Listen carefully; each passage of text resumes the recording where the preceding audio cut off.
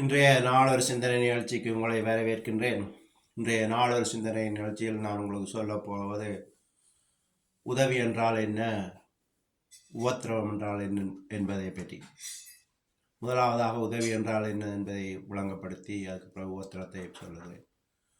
உதவி என்பது உங்களுக்கு தெரிந்தவர்கள் இல்லாட்டி உங்களை சுற்றி இருப்பவர்கள் சாப்பிட இன்றைக்கு சமைக்கையில் சாப்பாடு இல்லை என்று சொன்னால் உங்களுக்கு தெரிந்தால் நீங்கள் உங்கள்கிட்ட இருப்பதை கொடுத்தாலும் பரவாயில்லை, இல்லாட்டி இருக்கிறதுல பங்கிட்டு கொடுத்தாலும் பரவாயில்லை, இது உதவி. இல்லை சமைக்க காசு வேணும் என்று யாராவது வந்து கேட்டால் உங்கள்கிட்ட இருக்கிறதுல 100 ரூபாயோ 50 ரூபாயோ உங்களால் முடிந்ததை கொடுங்கள். நீங்கள் கடனாக கொடுத்தாலும் சரி, இல்லாட்டி அவர்களுக்காக அப்படியே விட்டு விட்டாலும் சரி, இது உதவி.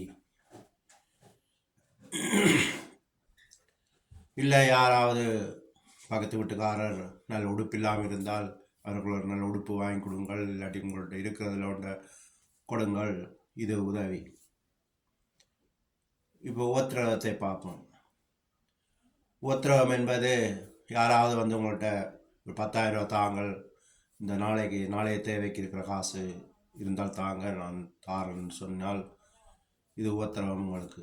ஏன்னா நாளைக்கு அவர்களால் சில நேரம் கொடுக்க முடியாது, அப்போ உங்களுடைய தேவை அங்கால பாதிக்கப்படும். இது உபத்திரவமாக உங்களுக்கு முடியும். இல்லை யார்கிட்டையாவது ஒரு 10,000 ரூபா வட்டிக்கு வாங்கித்தாங்க என்று சொல்லி நீங்கள் அதை வாங்கி கொடுத்தால் அவர்கள் உங்களுக்கு தராவிட்டால் இது உங்களுக்கு உபத்திரமாக முடியும். இல்லை சாட்சி கையெழுத்து போட வேண்டும் இருக்கா வாங்கலன்னு சொன்னால் இதுவும் உங்களுக்கு உபத்திரவம். இப்படியாக எங்களுக்கு பகுத்தறிய தெரிய வேண்டும் எது உதவி எது உபத்திரவம்னு சொல்லி. அப்போ இப்படியான வேலைகளுக்கு போகாமல் இருங்கள், இப்படியான உதவிகள் செய்யாமல் இருங்கள். சாப்பிட காசு இல்லை, உடுப்பு வாங்க காசு இல்லை, நல்ல துணிமணி போட இருக்கலாம்னு சொன்னால் நீங்கள் அதை கொடுங்கள்.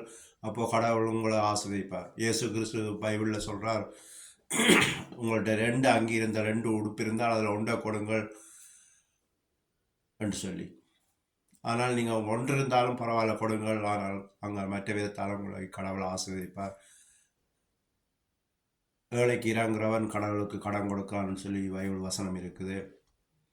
இப்படியாக நாங்கள் இறங்கும்போது அது கடவுளுக்கு கடன் கொடுக்கிறதாக இருக்கும். அதை உங்களுக்கு இரட்டைத்தனாக உங்களுக்கு திருப்பி கடவுள் கொடுப்பார். இது உங்களுக்கும் உங்கள் சந்ததிக்கும் ஆசீர்வாதம் புண்ணியமாக அமையும். இதை விட்டுட்டு வட்டிக்கு வாங்கித்தாங்கள், இல்லாட்டி சாட்சிக்கு போய் நீங்கள் கொடுங்கள் நான் பொறுப்புன்னு சொல்கிறது, இதெல்லாம் உபத்திரவத்தில் சேரும்.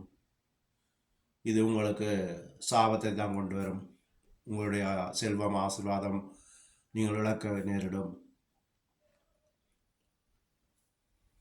அதுதான் நீங்கள் பகுத்து பிரித்து பார்க்க வேண்டும், உதவி எது உபத்திரவம்னு சொல்லி. தேவையில்லாத ஒரு சிக்கலுக்குள்ள போய் மாட்டுப்படாதீங்க. இதெல்லாம் சில குடும்பங்கள் இன்றைக்கு சந்தோஷத்தை இழந்து நிம்மதியை இழந்து இருக்கிறார்கள். அந்த உதவி செய்தவர்களுக்கு நல்ல ஆசீர்வாதத்தை கடவுள் கொடுப்பார், நல்ல சந்தோஷமாக இருப்பார்கள், நல்ல வருமானம் வரும், நிம்மதியான வாழ்க்கை. ஆனால் பெரும்பான்மையான சனங்கள் இப்படியான பிரச்சனையில் போய் மாட்டுப்பட்டு இருக்கிறார்கள். மற்றவர்களுக்கு உதவி செய்ததுனால, இல்லாட்டி மற்றவர்களுக்கு சாட்சி கையெழுத்து சாட்சியாக பொறுப்புக்கு நின்றதுனால் இன்றைக்கு நிறைய சனங்கள் பாதித்து போய் கடலில் மூழ்கி இருக்கிறார்கள், குடும்பத்தில் சந்தோஷத்தை இழந்து இருக்கிறார்கள். அதுதான் சொல்லுகிறேன், உதவி செய்ய வேணும், இல்லாட்டி மனுஷன் பிறந்ததில் அர்த்தம் இல்லை. பைபிளையும் ஒரு வசனம் இருக்குது, நீ நன்மை செய்யா இருந்தால் தீமை உன் வாசலில் படுத்திருக்கும்னு சொல்லி.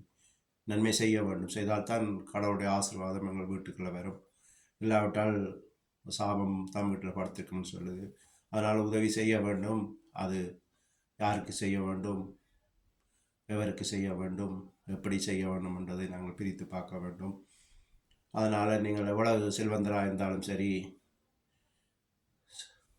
உங்களால் மாறி கொடுக்க வேண்டிய சக்தி இருந்தாலும் சரி, அதை தேவையில்லாமல் யாருக்கும் செய்யாதீங்கள். இன்றைக்கு வெளிநாடு போகிறதுக்குன்னு சொல்லி லட்சக்கணக்கில் கடன் மாறி போகிறார்கள். இந்த கடன் கொடுக்கிறவர்கள் அதை கொடுக்க மாட்டேன்னு சொன்னால் சில வேளையில் அவர்கள் போகாமல் நாட்டிலே இருப்பார்கள். இதனால் பல உயிர்கள் தப்பி இருக்கும். இல்லாட்டி கடனில் மூழ்காமல் இருந்திருப்பார்கள். இப்போ யாராவது கேட்டோன்னு வட்டிக்கு சொல்லி கொடுக்கறதுனால இவர்களும் கடனில் மாற்றப்பட்டு கடன்காராக இருக்கிறார்கள் நிறைய பேர். எனவே தான் இந்த வீடியோவை போட ஆசைப்பட்டேன். நீங்கள் பகுத்தறிந்து ஞானத்தோடு குடும்பத்தோடு சந்தோஷமாக வாழ வேண்டும் என்பதை என்று வாழ்த்துகிறேன். ஒரு சிறிய சேவம் செய்து இந்த நிகழ்ச்சியை முடித்துக் கொள்கிறேன். நன்றி ஏசப்பா, நன்றி. இன்றைய நாளுக்காக நன்றி. இயேசுவின் நாமத்தினால் செபிக்கிறேன். ஏசப்பா, இந்த நிகழ்ச்சியை பார்க்குறவர்கள் இந்த தேவையில்லாமல் கடன் மாறி கொடுத்து இந்த பிரச்சனையில் மாட்டுப்பட்டு இருக்கிறவர்கள் கண்ணீரோடு இருக்கலாம். நாங்கள் தெரியாமல் செய்திட்டோம் என்று சொல்லி வேதனையோடு இருக்கலாம். இயேசு கிறிஸ்துவின் நாமத்தினால் செபிக்கிறேன். இன்றையிலிருந்து அவர்கள் சமாதானம் வரட்டும். இந்த வீடியோவை பார்க்குறாக்கள் இனியாவது மனம் திரும்பி தேவையில்லாத காரியங்களுக்குள்ளே போய் மாட்டப்படாமல் இருக்க வேணுமாக செபிக்கிறேன். தடைகளை நீக்கி போடுங்க, ஞானத்தை கொடுங்க, அறிவை கொடுங்க, நல்ல சந்தோஷமான வாழ்க்கையை கொடுங்க. வாழ்க்கை என்பது சந்தோஷமாக வாழ்வதற்கு. எனவே தேவையில்லாத பிரச்சனையில் மாட்டப்படாமல் உதவி என்றால் என்ன, உத்திரம் என்றால் என்ன என்பதை பகுத்தறியத்தக்க ஞானத்தை கொடுத்து இவர்களை ஆஸ்வதிக்கும் மதியாக கேட்டுக்கொள்கிறேன். இந்த வீடியோ பார்க்குற நீங்கள் தேவையில்லாமல் ஏதும் காரியத்தில் மாற்றப்பட்டிருக்கலாம். இயேசு கிறிஸ்துவிடம் மன்னிப்பு கேளுங்கள். நான் தெரியாமல் செய்துட்டேன், என்ன மன்னியுங்கள். இந்த பிரச்சனைக்கு சொல்யூஷனை தாங்கள், விடுதலையை தாங்கள், ஆசீர்வதிங்கள், நல்ல வருமானத்தை தாங்கள் என்று கேட்கும்போது அவர் உங்களுக்கு விடுதலையை தருவார். நாங்கள் கடவுளிடம் மன்னிப்பு கேட்கணும். கேட்டால், அதுவும் இயேசு கிறிஸ்துவிடம் மன்னிப்பு கேட்டால் அவர் அந்த பாவத்தை மன்னித்து உங்களை ஆஸ்வதிப்பார். இல்லாட்டி மன்னிப்பு காட்டி அந்த சாபம் இருந்து கொண்டே இருக்கும். அந்த வேதனை, உங்களை தெரியாமல் செய்த வேதனை அப்படி இருந்து கொண்டே இருக்கும். அதனால் நீங்கள் மன்னிப்பு கேட்கும்போது அவர் உங்களை மன்னிப்பார். மன்னித்து உங்களுக்கு விடுதலையை தருவார், ஆசீர்வாதத்தை தருவார், நல்ல வேலையை தருவார். ஆதியாமத்தில் பார்த்தீங்கன்னு சொன்னால், ஆதாமவால் பாவம் செய்து கடவுள் பூமிக்கு இறங்கி வரும்போது இவர்கள் ஒளிந்து கொண்டார்களாம், பாவம் செய்துட்டோம்னு சொல்லி.